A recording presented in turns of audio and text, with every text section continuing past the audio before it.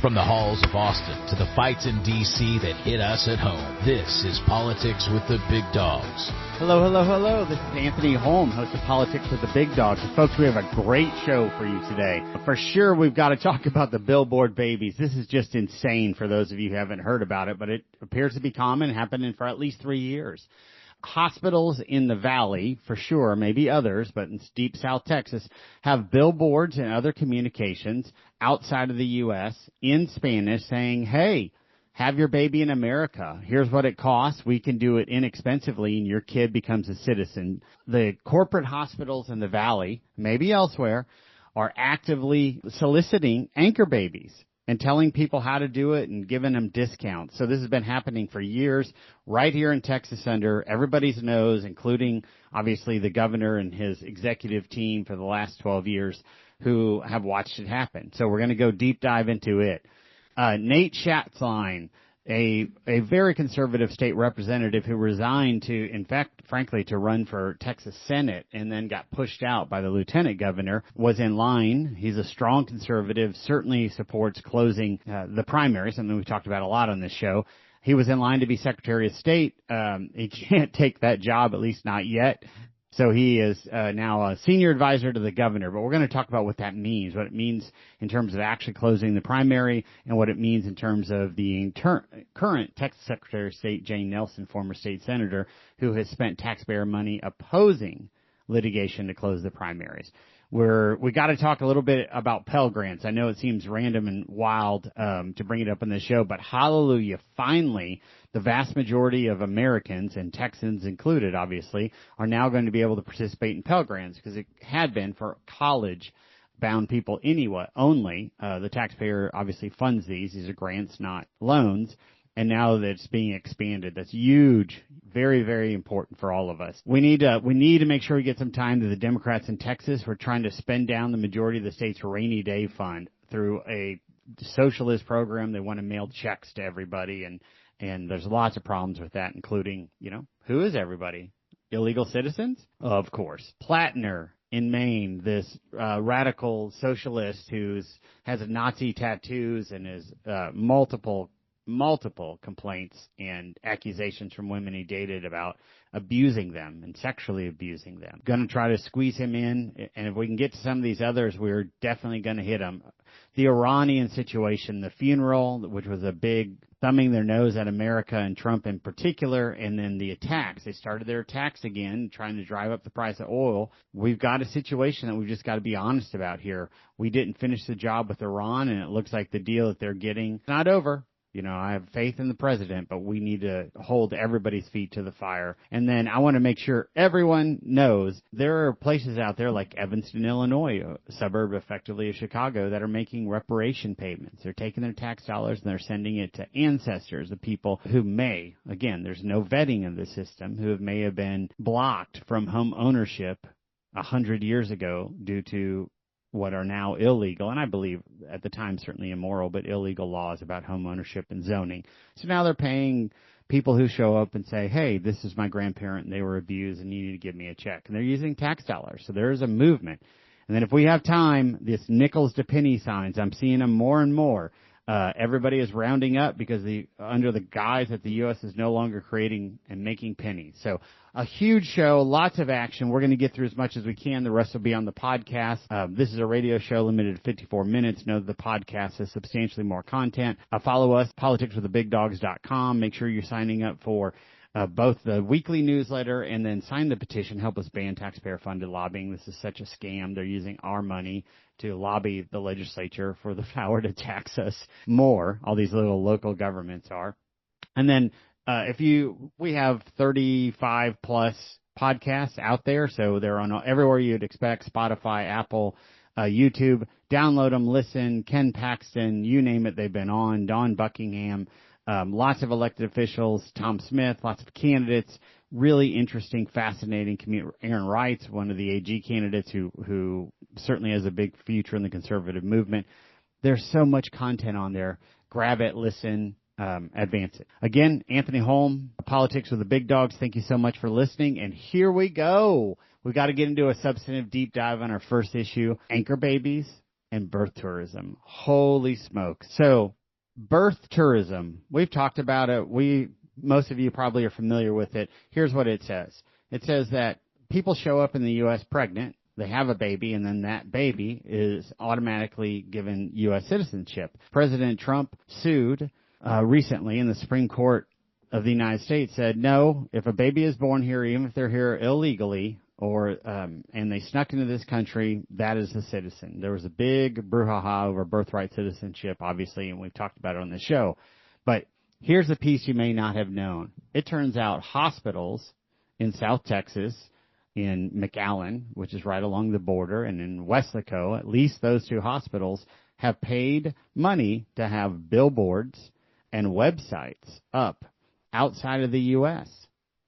And this was brought to my attention by our friends over at Current Revolt, who have come a long way from their founding. Current Revolt is an online news entity, and really they're breaking so many stories. They broke the story of Geo. They broke so many incredible stories that have changed the political environment in Texas, just so many in the last year. And they broke this one, at least that's where I learned about it. So what was posted was a photo of a big billboard in Spanish outside of the U.S. with a foreign phone number saying, hey, come to this hospital and we have discounted packages.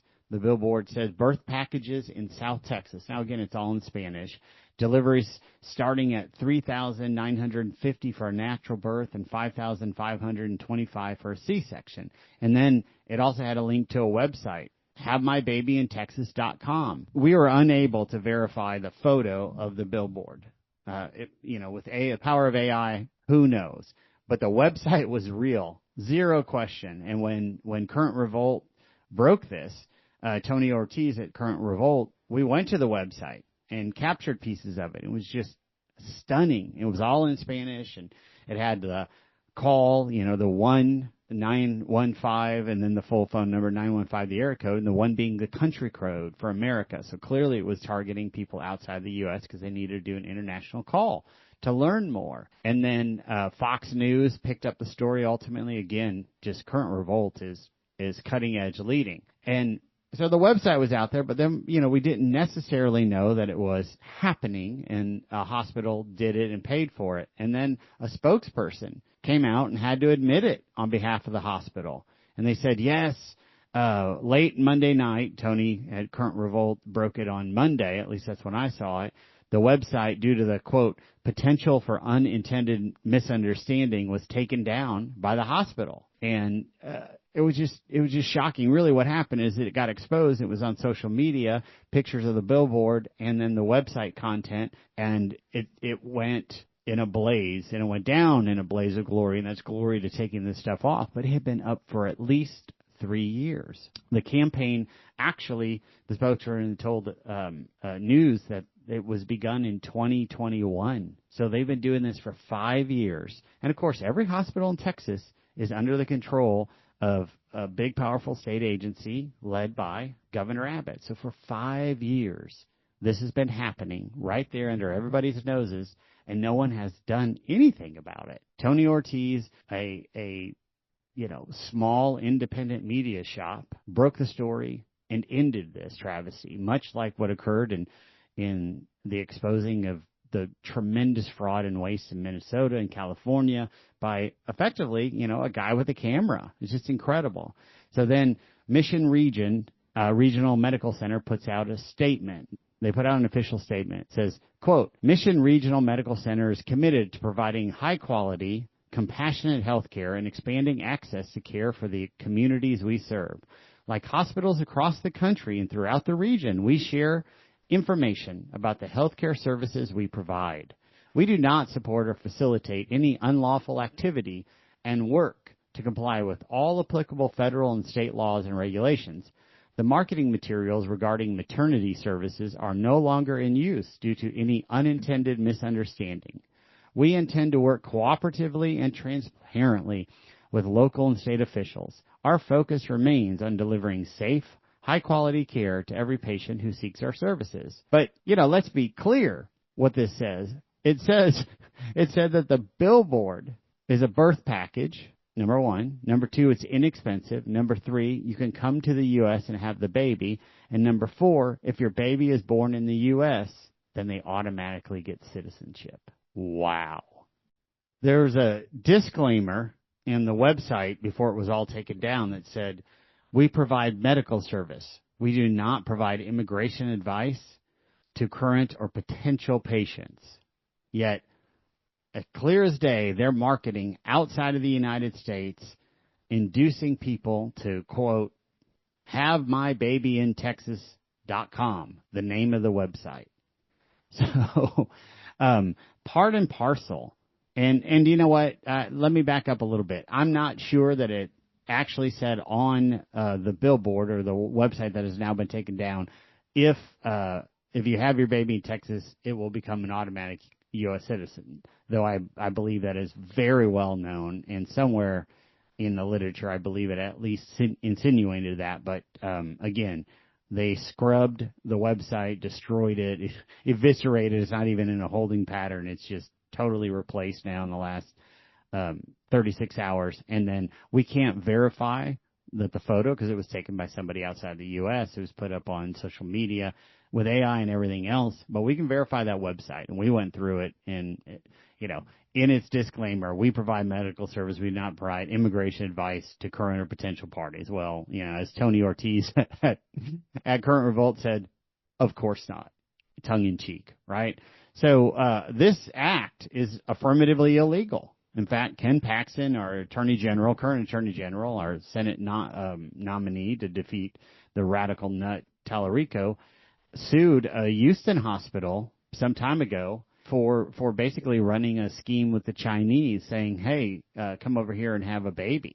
We've had Ken Paxton on the show before. You guys know I worked part-time at one point in the executive team of the AG's office with Paxton, so I remember it happening. It is shocking that they had the audacity to market this. And I'll bet you $1,000 these hospitals and their owners and directors have lobbyists who are prior employees of Republican legislators and or the governor and or other statewide elected officials who have no problems taking money to go and advance these hospitals' interests. And I also bet you that many of their owners and or leaders have made substantial contributions to Republican legislators in statewide elected offices, including Governor Abbott. It wouldn't surprise me in the slightest if that has happened. In fact, I would expect it. So all of this made news. It's been happening for at least 5 years, and per the website and per the admission of these folks in McAllen, admission being admitting to it as opposed to admitting patients for birth. So Abbott finally, figures it out and sees it, and there's an uproar on social media. And more often than not, it's people like you and I who force action by Governor Abbott. So suddenly he's aware of something, quote unquote, aware, right? And so he says in a letter to his executive commissioner of the Health and Human Services Commission, which regulate hospitals and the like in Texas, he's like, you got to immediately look at this practice and send any illegal conduct to the Attorney General's office and local DA. Well, good, right? That's what Abbott should be doing. My problem is,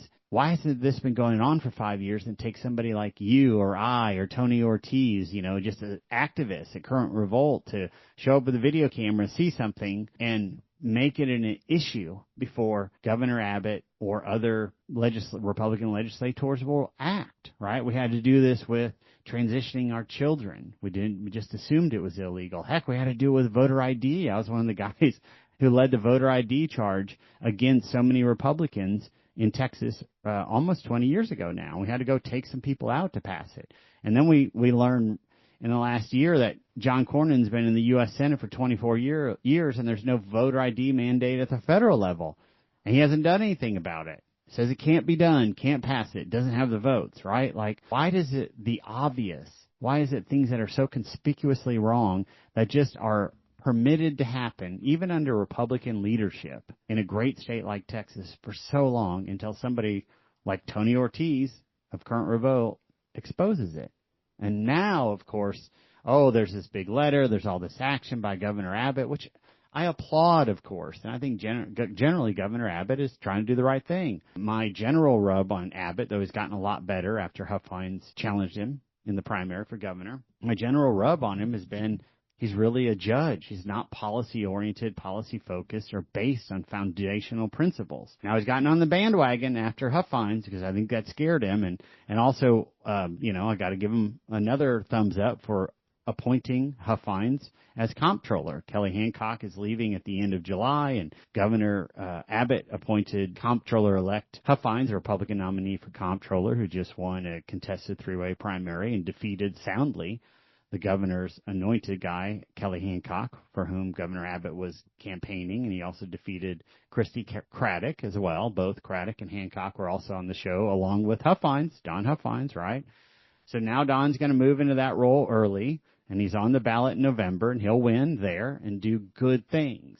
And one of the great gifts that the conservative movement got was Huffines and others challenging Abbott in a gubernatorial primary, because it really moved him off center, off moderation, off a judicial speak mindset into much more conservative policy outcomes and values. So I'm very grateful, and I'm also grateful that the governor took a leadership role in instructing his HHSC commissioner to investigate, target, and make referrals for this illegal conduct.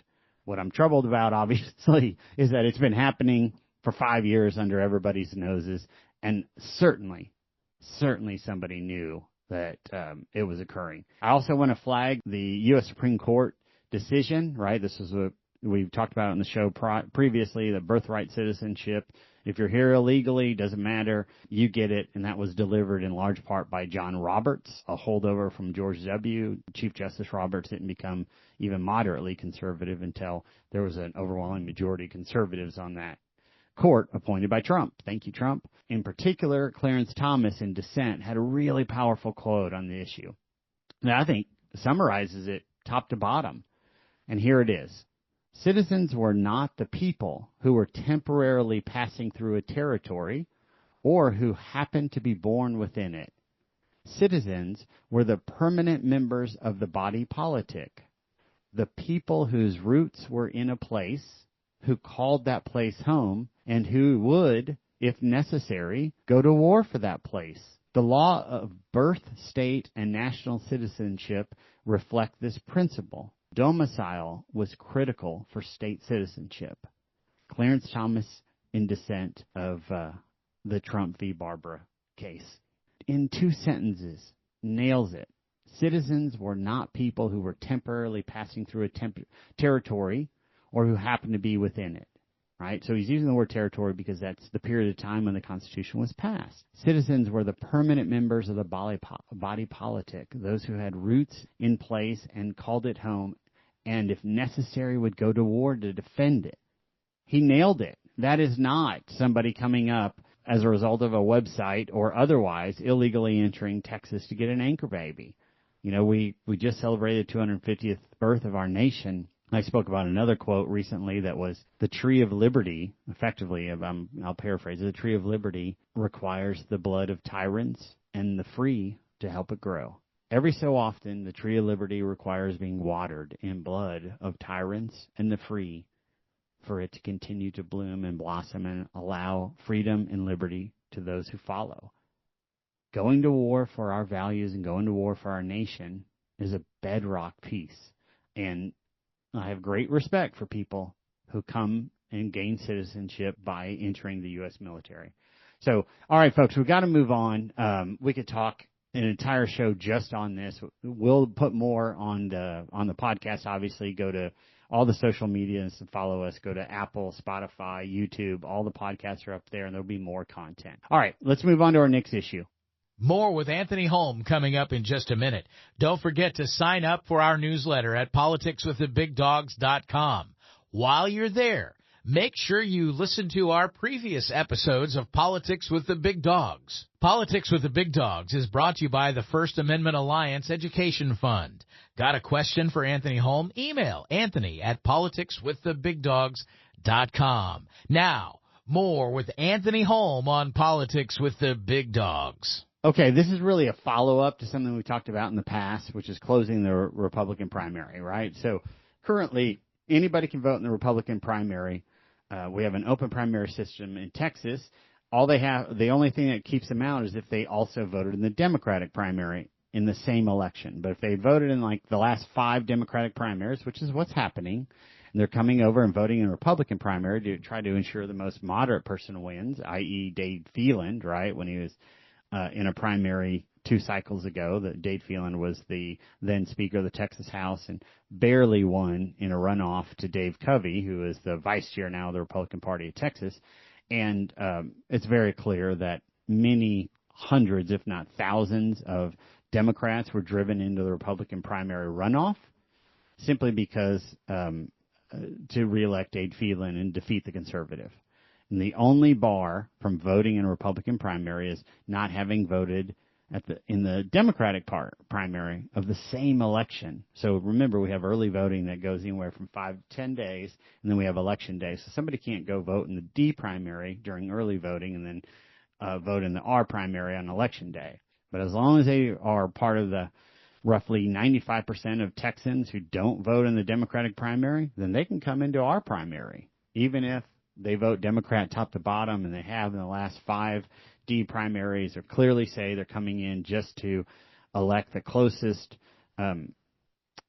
candidate closest to socialism or Democrat. So the Republican Party forever has wanted to close the primary. And what does that mean? It means effectively you have to pre-register. You say, I'm only going to participate in the Republican primary. I have similar values, and I'm not doing this out of deceit or to advance the moderate, okay? And it's basically through the right of association, which is a foundational constitutional right. We get an opportunity to associate with who we choose, and we as a party are trying to say, hey, we're only going to associate it with like-minded conservatives who share our values. Well, the Texas Secretary of State filed a lawsuit, or actually used tax dollars to hire attorneys to contest the Republican Party's lawsuit. And, of course, the Secretary of State is appointed by Abbott, very, very close extension, totally controlled by the governor's office. It happens to be Abbott, obviously. And for the last 3 years, it's been a woman named Jane Nelson, who is a former very powerful state senator, but much more moderate. She's been in there 30 years. And the folks who are already elected, they don't want to change the system because they fear being defeated by a more conservative and or having to advance conservative values because people like you and I have more stroke. We have to affirmatively register. You have to announce that you share our values to vote in the primary. And most importantly, it blocks vote folks who are moderate and Ds, not just moderate Rs, but actual Ds and liberals. So this has happened. And Jane Nelson finally, I think, got enough pressure from people like you and I, and not just Jane Nelson, actually is Governor Abbott. Now, let's just call it what it is. All this stuff is controlled by the governor. He ate enough pressure that he's like, okay, Jane, you got to go. So she announces that she's leaving. And the belief is Nate Schatzline, who's a very conservative, strong man of faith, recently a state representative from North Texas. He resigned early, leaving office, I don't even remember when exactly, but some months ago, call it 6 months ago, maybe even more, maybe more like 10 months ago, because he was running for Texas Senate. And he was intending to run for the open seat held by Kelly Hancock, as I recall.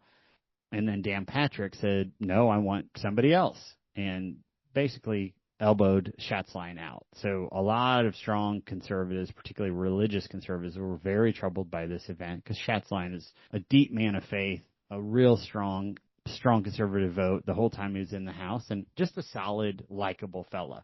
So all the buzz, and I think we talked about this, I know we did on one of the shows, was, Schatzline's going to come in and be Secretary of State, and then they'll stand down, they'll stop using taxpayer, they being the governor in the state of Texas, SOS, stop using taxpayer money to fund litigation against the Republican Party, which is suing to close the primary. Yet, apparently, Schatzline is ineligible to be Secretary of State because of the same issue that, frankly, Kelly Hancock had when he resigned office and had to become the acting controller, not the actual appointed controller. There's something called the I always struggle to pronounce it, emoluments clause of the Texas Constitution. And again, I'm laughing at myself. It's spelled emoluments, emoluments clause of the Texas Constitution is how I've always pronounced it, though I struggled, obviously, which prohibits a lawmaker. So if you're a state rep or state senator, you can't take a position if the salary had an increase during the legislative at the same time you were a member, right? So what this tells me is Schatzline, somewhere in the budget or otherwise, the Secretary of State had a slight salary increase, and Schatzline was a state rep when that occurred. So even if you voted against it, it doesn't matter. If you were in office, there's this bar that says then you can't be appointed until the next session, until somebody else takes that office. So takes his Schatzline an old state rep seat, right? So what's that mean? It basically, our founding fathers said, hey, we don't want a whole bunch of state reps and senators to just go and create offices and or give them huge pay raises with a nod and a wink that then they're going to resign their state rep seat where they make virtually nothing, like $7,200 a year, and be appointed to a high paying gig. All right, so that's the basis of it. It makes sense. I get it. I understand totally. That's not what Schatzline was doing, of course. He was going to run for Senate, and he's rock solid. So now he is appointed to be like senior advisor to the governor. What I think will happen, or I presume would happen, is he would be senior advisor to the governor for a period of time until his office that he was elected to and resigned from would expire. So call it roughly, January 5th, when a new set of legislators are sworn in, and then presumably he'd be appointed Secretary of State.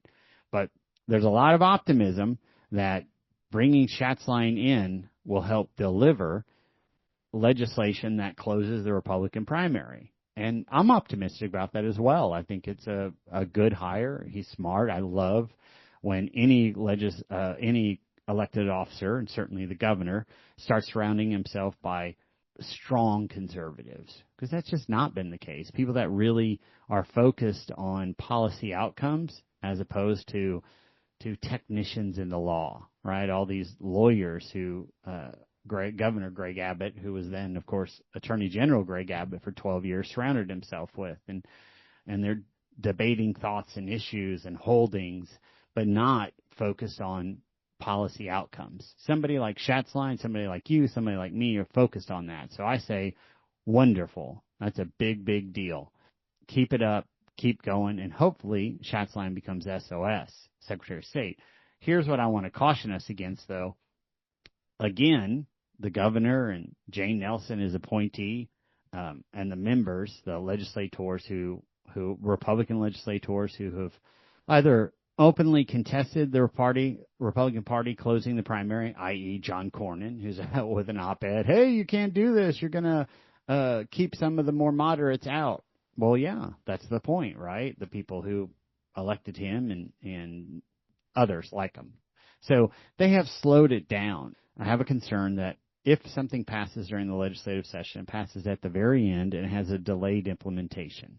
They say, oh, well, it's, basically June and the primary is in March and 9 months. We don't have enough time to implement it. The same nonsense that current Secretary of State Jane Nelson argued with our tax dollars. Oh, we don't have time to implement it. That's why we couldn't do it, and that's why we had to sue. So they're just going to try to buy another cycle. That is my great concern. I'm going to call it now, and you and I will work hard to make sure that doesn't happen. So, okay, Schatzline is a great pickup. It's a good movement for you, for me, for others. We want it. We need it. Now, we've got to move on. We've got to go hit our next topic. Again, if you're just tuning in, this is Anthony Holm, host of Politics with the Big Dogs. You can get this show and more content on our podcast. They're on YouTube, Spotify, Apple, every place you'd expect. Dozens and dozens of these podcasts with Attorney General Paxton, who's a U.S. Senate nominee, a number of people Don Buckingham and others, elected officials, also thought leaders and activists, the Edward Bloom, the vaccine choice folks. We've got great ones out there. So I want to at least do a wave to this Pell Grant situation. It's a little bit different than something that we usually do, but it's important to me, it's important to you, and it's important to the majority of Texans. So the U.S. government, hallelujah, thank you, Donald Trump, finally said that a Pell Grant is going to be applicable to all. So why is that important? Well, it's essential because Pell Grants are taxpayer-funded grants. They're not a loan for people to seek higher education. And there's a lot of different sliding scales and things, but effectively I'm going to summarize it like this. It allows somebody who's seeking to go to college or attend college approximately $7,400, as much as $7,400 as I read the program, in grants. And grants that come from the government are taxpayer grants, right? So you and I are saying, hey, you're trying to get through college, you have a need, we're going to grant you a little over $7,000, and you don't have to pay it back. Just go get an education and become a high-functioning, tax-paying citizen, right? That's our trade. We want to help educate the workforce, and we want people to pay taxes. And ideally, a college grad would make more than somebody who didn't have a college grad and pay more taxes, right? That's the system. But less than half of people attend college in Texas. Less than half of our graduates, and even fewer actually graduate college. So it's been a grant has been set up, and obviously it's a federal grant, but this is the same effectively nationally as well. So we are giving a discount or a grant, a taxpayer-funded handout, to people who are going and attending college, and ideally they graduate from college, and then they become high earners. So they're some of the wealthiest, most capable, and employable people because they have a college degree, and it's easier for them to get them a job. You know the system, how it works, right? And what has always troubled me about this is that people who want to go to trade school, like, we need welders, we need HVAC, we need plumbers, we need electricians. And frankly, that's a societal need, but we also have a need where these people have some hope, right? Most of us coming out of high school, college is totally unrealistic. We had no money, we had to work, we didn't have family wealth, and the majority of us, we go to work. We're working in high school. We didn't have a choice. You know, I'm a high school dropout. I have a GED. I came out of rural Iowa, quite poor. And this is me and my people. Now, I got a jump up because of my mother and my father who really helped me in ways that most don't get. But all of my cousins, all the people in my community, most of the people in my community, certainly the first 15 years of my community, fall into this category. Like, we were working in high school. There was no way that you had the money to go to college or could make the trade of not working. So I have always really been troubled by these grants not extending to people outside of college who are trying to better themselves. So now Trump and the federal government decided, hey, we're going to allow this. We're going to open this up for people who aren't in college but are doing 6, 8, 10-week courses, 5-month courses to improve themselves, get a certificate to become higher paid, more skilled labor. Hallelujah. Finally, somebody's thinking about the rest of us. Like, all these elected officials have money and all go to college, and it's just taken for granted. But it's very rare that somebody like me or many of the listeners out there get into a position of power and can advocate for folks like us. Like, there wasn't a hope of going to college. And frankly, it's what made me so incensed about the Democrats and Biden and some of the R's who wanted to say, hey, these college graduates from Dartmouth and Harvard and Yale, they have $100,000, $200,000, $300,000 in loans. It's so expensive to go to college, which is true. It is crazy expensive to go to those colleges. It's absurd. They're pricing out of the market. But Biden, the Democrat, and some Republicans wanted to forgive those loans. Well, what's it mean to forgive those loans? It means that you and I, the taxpayer, pay them off for them, which I think is absurd, number one, even if, quote unquote, charitable. But here's why it's absurd. Because somebody who has a degree from Harvard or Dartmouth or otherwise, they're going to go to New York and San Francisco or Chicago or frankly, even Memphis, Tennessee, and they're going to be paid $100,000 to $200,000 in their 20s, right? That's just how it is. So is it hard to pay off $150,000 in student debt when you're making $150K a year? Absolutely. No question about that. It's a lot of debt, right? But these guys are the most skilled and employable. Often not the most skilled, in my opinion, actually, I misspoke. But they're certainly the most employable and credentialed. And it's just offensive to me that folks who never had a hope to go to college because they had to start working, their tax dollars were going to be used to pay off, forgive, quote unquote, these college debts, which means pay them off. I want to praise Trump and the rest of D.C. for letting normal Americans participate in the American dream by advancing some portion, up to $2,000 or $3,000 of those Pell Grants to be used for trades and continued education so we can have a better labor force among those who don't have a college degree, and frankly, that we can have hope. Okay, thank you for that, and it's important. It's important that we know that. In fact, some of these Texas high schools are really doing a great job. They're graduating kids, mostly in West Texas, but they're graduating them with associate's degrees and or CRT certs, right, and welding and HVAC and otherwise, because a lot of West Texas, they have community colleges spread around, so they're just these innovative superintendents are like, hey, when you're a junior and senior, we're going to start sending you to the community college, too, to pick up some of these skills, because it just gives a better life for the graduates who obviously have little hope of going to college. So, hallelujah. All right, guys, some rationality and some reasoned thought entering government. Go figure. All right, guys, we've got to move on to the next topic. Let's talk about the main U.S. Senate seat and the race there and the hypocrisy both of the Democratic Party. We have plenty of hypocrisy in the Republican Party, right? People saying one thing and doing another. It's just, call it what it is. We just talked about some of it, but it's really, really, the D's are exposed here, and the national media is so exposed.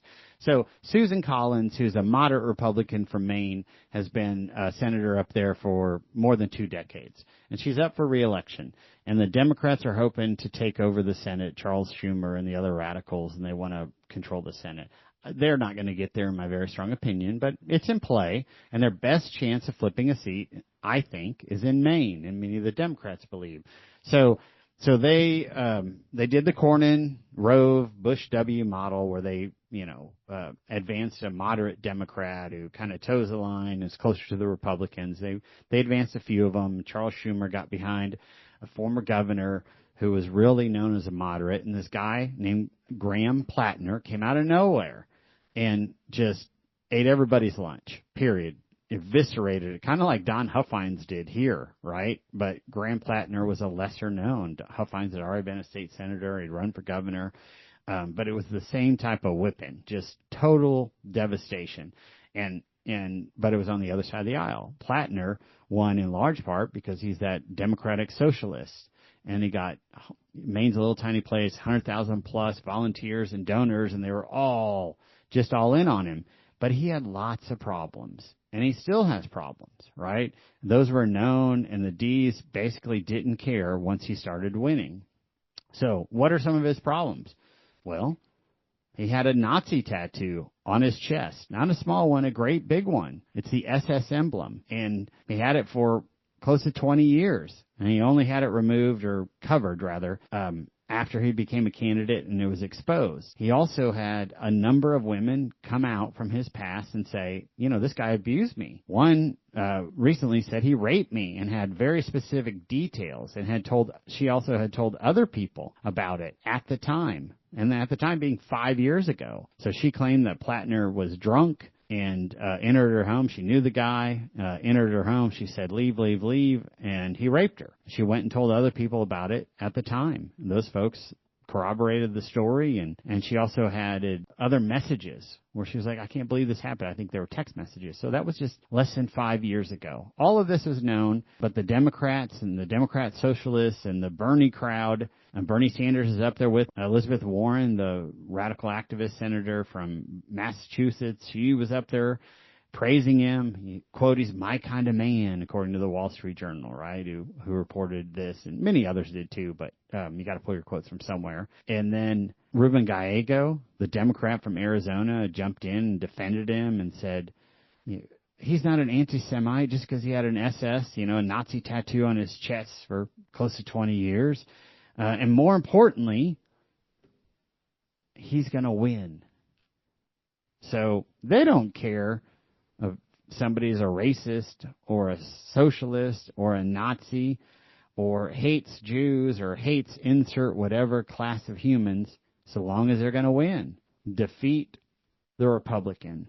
They aren't a party of values, and sadly, the Republican Party is getting there fast. That's why we have the show. That's why we're talking about it, right? But finally it caught up with them, and there's enough discontent, or really what the Democrats are recognizing is that Platner will probably be defeated by Susan Collins, and they can't let that happen. So even though he's the Democratic nominee and won, he's resigning and being pressured to resign. Yeah, so Graham Platner attacked a Purple Heart winner who had been shot 4 times, an Army veteran, 6 years ago. He's out on the social media saying about this guy who was shot 4 times by the Taliban in Afghanistan in 2012. Apparently, Platner had some issue with them. He said, that dumb mother, beep, didn't deserve to live. At least his stupidity and fat, beep, wheezing are available for all future infantrymen to witness and hold in contempt. Poor marksmanship on the Taliban's part is the only reason this mouth breather made it home. So this is Platner. SS tattoo, biggest day on his chest, attacking a guy, Army veteran, combat vet who'd been shot 4 times by the Taliban, saying, he shouldn't be alive. He needs to be killed. He's a punk. The Obama administration people all jumping in. Graham Platner isn't just our best and only chance to beat Susan Collins. He's a good, decent man who's struggled and grown. This is just nonsense, right? This hypocrisy. Platner, who launched this campaign 2.5 years ago, also it's been exposed that he was sexting, sending sexually aggressive texts to 6 or more women as he campaigned across the state. He's married, by the way, and he's out actively sexting these women, texting them, sexually soliciting sexually oriented exchanges. And then more than one woman has come out and said he's abused me, assaulted me, or otherwise. And most recently, she just said flat out, this guy raped me. He raped me 5 years ago. Here's when it happened. I told these other people about it. It's disgusting. Well, finally, some of the Democrats, not all of them, but some of them started pulling their endorsements, saying, we just can't let this guy continue. But I don't think they did it because of the immorality, because they've known about that forever and a day. I think they did it mostly because of the electability, and that I'm really troubled by that. Another Democrat, Martin Heinrich, who's a senator from New Mexico, said, quote, when he was praising Platner, quote, he's exactly the person the Democratic Party needs to win back working people. Like, really? An SS tattoo? Big as Dallas on his chest? Actively sexting women while he's married and campaigning and trying to harass them and solicit them? And then a woman raising her hand saying, this guy raped me. So this is who it is. And you're not seeing it in the lead of any news station. The mainstream media all continue trying to protect him because he's a Democrat and he has a good shot of beating a Republican. That's just shocking. It's gross. It's disgusting. It's immoral. You name it. Label it. But it's also why we need the current revolts to break all these stories. It's why we need all these online news. It's why we need, the inside scoop of Texans. Every day I get multiple communications from online news sources that I trust and believe in. The Texas Minute every day from Texas Scorecard, Texas Bullpen, which I think is focused on the Texas legislature as much as I am, and very capable. And then obviously current Revolt, which has just come so far in the last few years. But it's why we need it, and it's why social activism and direct communications with the people, shows like this, is so effective, because revealing the Platners of the world, even though they're sweeping the primaries and destroying powerful incumbents, much like Ken Paxton just destroyed Cornyn, right? Cornyn spent upwards of $200 million, hit all the establishment, and Paxton wiped the floor with them. Well, Platner did the same in Maine, and then the entire National Party rallied again around him and said, no, this doesn't matter. No, it's not true. He's a great guy. I'll attest it. Finally, just enough people stepped forth to expose the real character of Platner, and what I believe actually happened is that exposure limited his electability so much that finally Schumer and the liberal activists out of D.C. said, oh, we just can't win with this guy. We've got to go dump him and replace him. So now they're pulling a Biden-Kamala because the guy won the primary, and there's all sorts of chaos going over about who will be the nominee when he drops out and how that process will be implemented. The hypocrisy just never ends, and the cover-up of the national press continues as we would expect. More with Anthony Holm coming up in just a minute. Don't forget to sign up for our newsletter at politicswiththebigdogs.com. While you're there, make sure you listen to our previous episodes of Politics with the Big Dogs. Politics with the Big Dogs is brought to you by the First Amendment Alliance Education Fund. Got a question for Anthony Holm? Email Anthony at politicswiththebigdogs.com. Now, more with Anthony Holm on Politics with the Big Dogs. All right, folks, we've got to move on to a next subject. If you're just joining us, this is Anthony Holm, host of Politics with the Big Dogs. We have been talking about the Billboard Babies, the marketing by Texas hospitals into Latin America, saying, come here, discounted birth tourism. It's all in Spanish, websites, billboards, the like, and tongue-in-cheek, if not explicitly saying, and then your kid will be a citizen. Talking about Schatzline, hallelujah, coming into the governor's office. Maybe we have a shot at actually closing a Republican primary. We've been talking about the Pell Grants and how they're picking up the vast majority of Texans who cannot participate in the collegiate experience. And then we just wrapped Platner. There's so much more we could talk about, but you know, the abuse and the hypocrisy by the Democrats and the mainstream media continues. All right, I really want to move to Iran before we're out of time. This one's going to affect us all so conspicuously that we just have to. As we have discussed on the show, I'm strongly supportive of Israel's attacks on Iran and Trump's engagement and support of Israel for those attacks, and independently Trump's attacks on Iran. Nobody had the courage to do it my entire adult life. And then some, right? Since 78 is when they've just been chanting death to America, death to America. To Trump and Israel's great credit, they took out the entire regime early.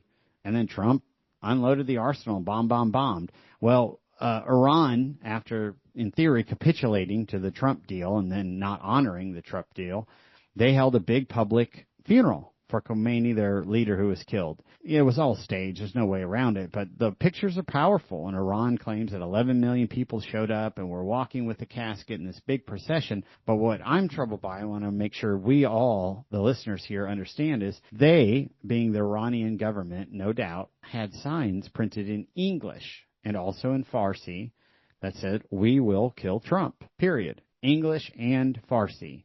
And it was all over their state-run media, right? So these regimes, China and Iran and North Korea, control the media and they run it. It shouldn't be lost on us. So they had signs printed in English, "We will kill Trump." They were chanting death to America. They continued this thumbing their nose at America and at Trump, while in theory, you know, they cut a deal and said they would stand down on nuclear weapons and not block the Strait of Hormuz. And then, of course, they started attacking ships in the Strait of Hormuz. They've just gone back on their words. They also had a high-profile delegation from Hamas, right? Hamas is the terrorist organization backed wholly by Iran. They're in Lebanon primarily, but they're in a lot of different places, Palestine as well, obviously. And they're the ones who attacked Israel on October 7th, of 2023, and slaughtered 2,000 plus and took hostages and raped and pillaged and killed at will citizens who were at a concert. This is Hamas. And then so many Americans supported Hamas. In fact, Columbia University and many other of these liberal Ivy Leagues said what happened on October 7th was the fault of Israel. Hundreds of people come in with machine guns and slaughter, and that's the fault of the victim. So going back to this big staged funeral for Khomeini, their speakers were saying, hey, we're the followers of Muhammad, and this is about Prophet Muhammad, and we're in a battle, we're in a religious battle, and we're so proud of our armies, and this is what they've done. The Quran says A, B, and C, and they said there's already been divine intervention. The Prophet Muhammad has intervened. Quote, there's already been a sign for you in the two armies that met. One was fighting in the cause of Allah, and the other of disbelievers. They're saying they won the war. They're also saying you believers who fought are better than you believers, obviously the followers of Allah, than those who didn't fight. Quote, believers who stay at home are not equal to those who strive in the cause of Allah. They turned this into, we won the war, we defeated Trump, we will kill Trump. They printed it in English. They televised those English placards on their state media, and then they called for vengeance. They had banners and everything in Farsi and in English saying, we don't forgive, we don't forget. Vengeance is ours. Allah helped us win. Guys, we cannot allow Trump to cut a bad deal with these guys. They've already violated the agreement, this deal that he made with them that seemed pretty suspicious on his face to me. You know, we all attacked, I think accurately and appropriately, Obama when he just sent cargo loads of cash, billions of dollars to the Iranian regime. Trump went out there and bombed them and said, I'll basically bomb you into the Stone Age. Maybe he should, because now they're attacking ships in the Strait of Hormuz. They're saying, we get to control this. We get to control all the oil flow from all these other countries who have to travel through our waters off our coast, and you have to pay us a toll. They're saying publicly, we are going to kill Trump, and printing it in English. And they're saying that they won, and Allah intervened and defeated the infidels. Us. Guys, we got to keep the pressure on Trump. I know he's panicked about the November elections. He wants to bring down the price of oil. It will be a powerful election for Democrats, but that is the wrong trade to make for us here and now, for our children and our grandchildren. Because since 1978, we've had conflict with Iran. They've killed thousands of Americans, thousands of our soldiers all over the world, just systematically attacking them left and right, primarily through Hamas, but other terrorist organizations. They're funding, they're training, they're arming these groups, and they're unleashing them on Americans. We cannot tolerate this. It's been 48 years that we've effectively been at war. They've declared war all the time. They have burned the American flag. They said death to the infidels, death to America, and they haven't stopped for 48 years. We bombed them into not oblivion, but into a really vulnerable state, and now we seem to be letting our foot off their throat, and we can't allow our president to do that. We've got to keep the pressure up, and they're thumbing their nose in his face and in our face saying, vengeance is ours, we won, Allah delivered it, and we'll kill Trump. That was their funeral procession. And everybody needs to be aware of it, because our job, yours and mine, is to band together and ensure that Iran is handled once and for all. All right, folks, we've got to wrap this up. So, look, we will get to Democrats in Texas trying to spend the majority of our rainy day fund and the pennies to nickels, also the reparations. This is Anthony Holm, host of Politics with the Big Dogs. Thank you so much for joining us. Please sign up, politicswiththebigdogs.com. Follow us on social media, download the other podcasts, and continue fighting for liberty. Thank you. God bless you, and God bless Texas. Politics with the Big Dogs with Anthony Holm is supported in part by the First Amendment Alliance Education Fund. Learn more about today's guest and hear other episodes online in our archive. Visit politicswiththebigdogs.com. If you have a question for Anthony Holm, email Anthony at politicswiththebigdogs.com. From deep in the heart of Texas, you've been listening to Politics with the Big Dogs.